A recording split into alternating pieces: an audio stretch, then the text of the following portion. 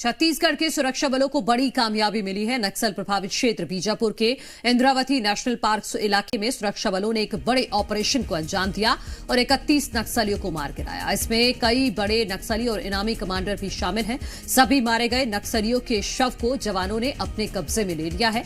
हालांकि इस ऑपरेशन में सुरक्षा बलों के 2 जवान शहीद हो गए और 2 जवान गंभीर रूप से घायल हो गए।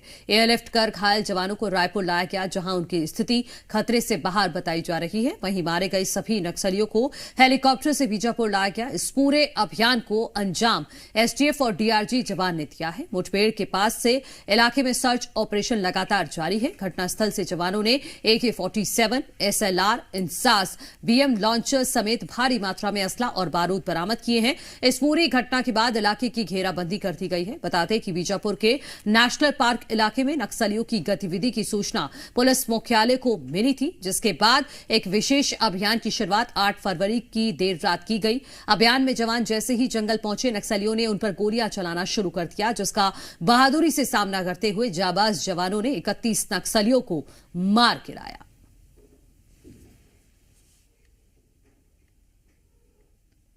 तो ये तस्वीरें एक्सक्लूसिव आपको दिखा रहे हैं। ये एक तस्वीर में आप हथियार और शवों को देख सकते हैं नक्सलियों के, और दूसरी तस्वीर आपको दिखा रहे हैं जब हेलीकॉप्टर से ये शव लाए गए थे। तो लगातार नक्सलवाद पर प्रहार जारी है और इस ऑपरेशन में 31 नक्सली मारे गए हैं। दुखद ये है कि हमारे 2 जवान भी शहीद हुए हैं। हालांकि उनकी शहादत को सलाम किया गया और ये कहा जा रहा है कि नक्सलवाद को पूरी तरह से 2026 31 मार्च तक खत्म करके रहेंगे। ये तस्वीरें आपकी टेलीविजन स्क्रीन पर एक्सक्लूसिव दिखा रहे हैं।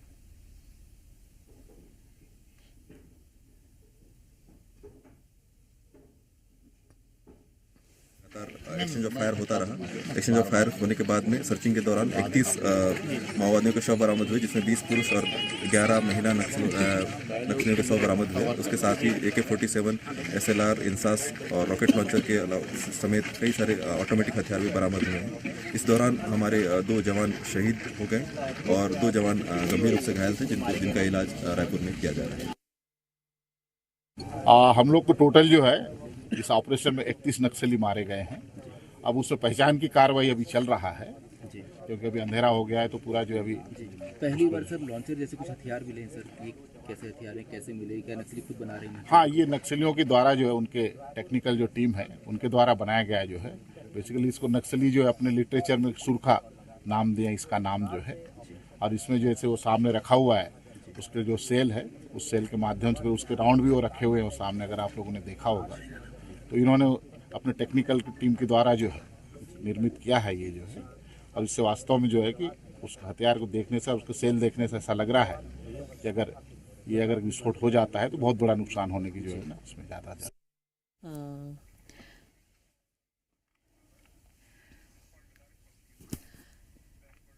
तो बीजापुर में 31 नक्सली मारे जाने पर गृहमंत्री अमित शाह ने इस घटना को लेकर अपने संकल्प को दोहराया है। उन्होंने कहा है कि 31 मार्च 2026 तक नक्सलवाद को जड़ से खत्म कर देंगे। गृहमंत्री ने आज के ऑपरेशन को बड़ी उपलब्धि बताया है। साथ ही उन्होंने शहीद जवानों को भी श्रद्धांजलि दी है। तो ये अमित शाह ने एक्स पोस्ट पर लिखा है कि नक्सल मुक्त भारत बनाने की दिशा में सुरक्षा बलों ने छत्तीसगढ़ के बीजापुर में बड़ी सफलता हासिल की। इस ऑपरेशन में 31 नक्सलियों को ढेर करने के साथ ही भारी मात्रा में हथियार और विस्फोटक सामग्री भी बरामद की गई है। मानवता विरोधी नक्सलवाद को समाप्त करने में आज हमने अपने 2 बहादुर जवानों को खोया है। ये देश इन वीरों का सदा ऋणी रहेगा। शहीद जवानों के परिजनों के प्रति भावपूर्ण संवेदनाएं व्यक्त करता हूं। साथ ही पुनः ये संकल्प दोहराता हूं कि 31 मार्च 2026 से पहले हम देश से नक्सलवाद को जड़ से समाप्त कर देंगे, ताकि देश के किसी भी नागरिक को इसके कारण अपनी जान ना गंवानी पड़े।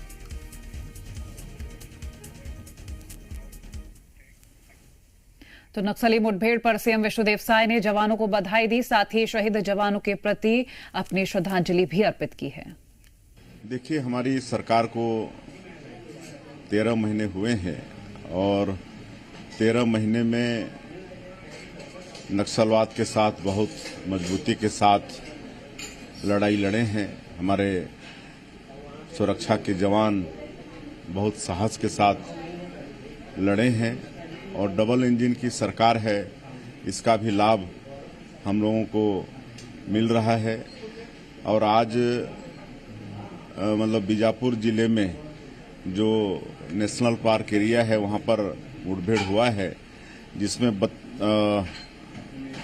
31 नक्सलियों का 100 बरामद हुआ है। और इस ऑपरेशन में हमारे डीआरजी, एसटीएफ और बस्तर फाइटर का ये जॉइंट ऑपरेशन था। तो मैं ये तीनों डीआरजी, एसटीएफ और बस्तर फाइटर्स के जवानों को बहुत बहुत उनके साहस को सलाम करता हूं, उनको बधाई देता हूं। और 2 हमारे जवान शहीद हुए हैं, उनको भी हम विनम्र श्रद्धांजलि अर्पित करते हैं। भगवान से प्रार्थना है कि उनकी मृतात्मा को, उनकी आत्मा को भगवान अपने चरणों में स्थान दें। वहीं डिप्टी सीएम अरुण साव ने नक्सली मुठभेड़ पर जवानों को बधाई दी और शहीद जवानों को श्रद्धांजलि दी है। बीजापुर में हमारे सुरक्षा बल के जवानों ने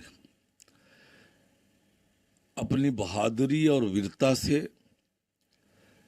31 नक्सलियों को मार गिराया है। जिस प्रकार से हमारे सुरक्षा बल के जवान अपनी बहादुरी से, अपनी वीरता से लगातार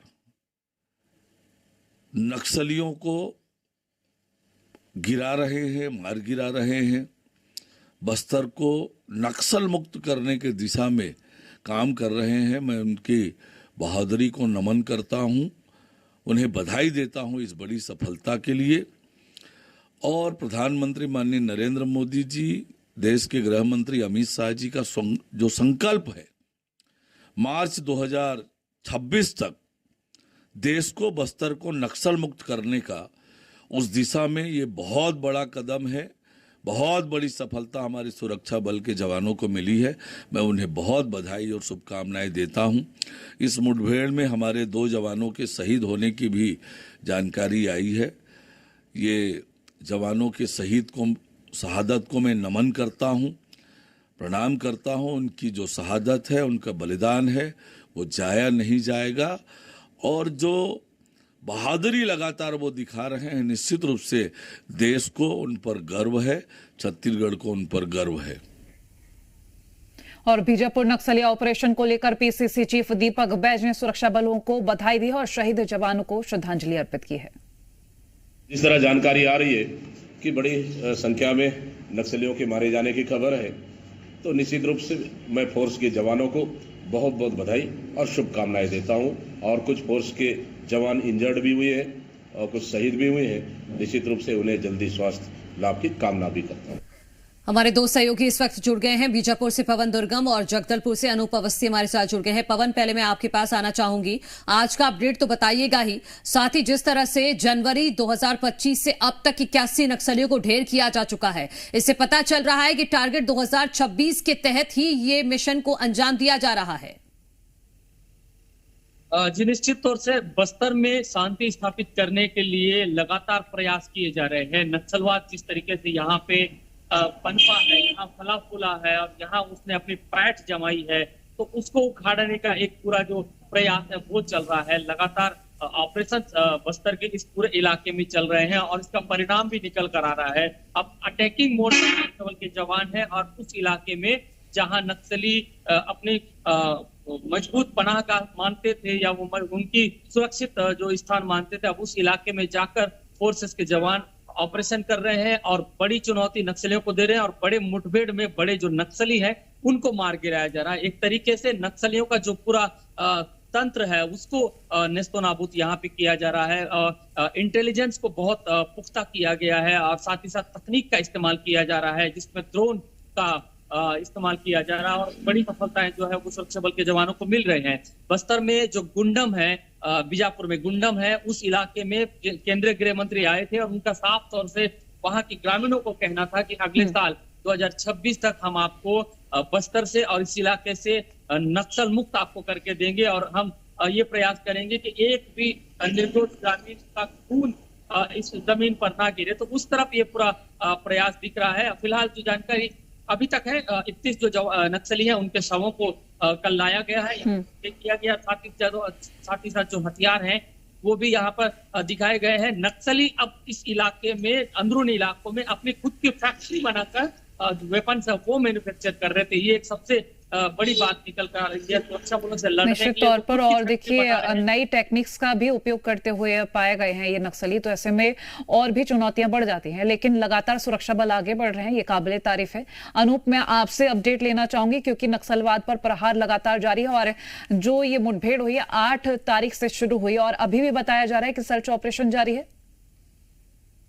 बिल्कुल कड़ा प्रहार है माओवाद के ऊपर। जिस तरीके से केंद्रीय गृह मंत्री अमित शाह ने टारगेट 2026 निर्धारित किया है, इसके तहत ही 2024 में 217 और अब तक जो 1.5 महीने का वक्त गुजरा है, बस्तर में 65 माओवादियों को ढेर किया गया है। शुक्रवार को इंटेलिजेंस को ये पुख्ता जानकारी मिल गई थी कि तेलंगाना स्टेट कमेटी से जुड़े हुए बड़े कैडर के माओवादी और नेशनल पार्क इलाके एरिया कमेटी के माओवादी यहाँ पर मूवमेंट कर रहे हैं। इसी बैठक का भी अंदेशा यहाँ पे जताया जा रहा था, जिसके बाद 650 जवानों को यहाँ पे भेजा गया। डीआरजी के जवान थे, एसटीएफ के और बस्तर फाइटर के ये जवान थे। कल सुबह तकरीबन 8 बजे पहली राउंड फायरिंग हुई, दोनों तरफ से गोलीबारी हुई। इस मुठभेड़ में 31 माओवादियों के 100 बरामद कर दिए गए। हालांकि ये मुठभेड़ तकरीबन 8 घंटे चली है, लेकिन फोर्स अभी भी इस इलाके में मौजूद है। सर्चिंग अभी भी हो रही है इस इलाके की।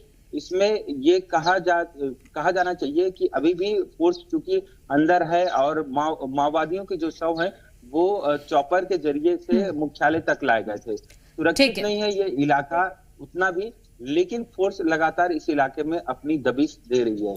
ठीक है अनूप अवस्थी, पवन दुर्गम, आप दोनों का बहुत बहुत शुक्रिया। और पवन हमारे सहयोगी एक बड़ी जानकारी दे रहे थे कि नक्सलियों ने यहां पर अपनी फैक्ट्री बनाई हुई थी और उसी फैक्ट्री में हथियार बनाने का काम भी किया जा रहा था।